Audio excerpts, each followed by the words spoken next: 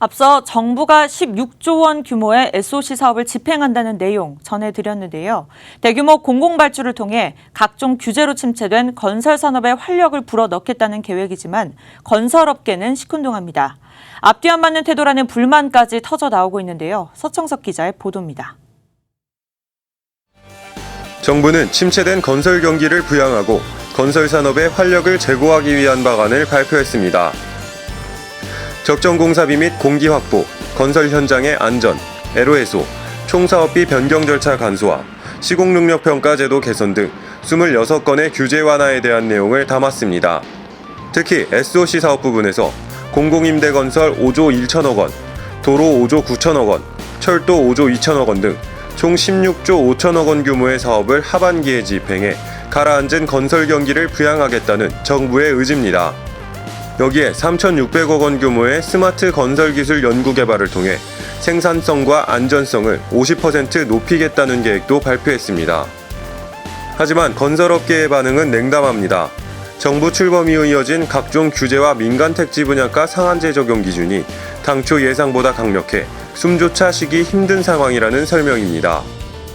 한 건설사 관계자는 현재 시장 상황이 좋지 않아 어려운데 민간 택지 분양가 상한제로 정비사업 추진 자체를 멈추는 사업장이 발생하고 있어 수주 물량이 더욱 줄어들 것이라며 불만을 토로했습니다. 또 다른 건설사 관계자는 건설사의 주요 산업인 주택산업이 분양시장 규제로 인해 침체를 겪고 있기 때문에 분양 규제를 풀지 않는 한 당장 큰 도움은 되지 않을 것이라고 말했습니다. 건설업계는 정부의 건설산업 활력 제고 방안이 없는 것보단 있는 게 낫지만 실질적으로 도움이 되는 정책을 마련해 건설산업이 활력을 찾을 수 있게 지원해야 한다는 입장입니다.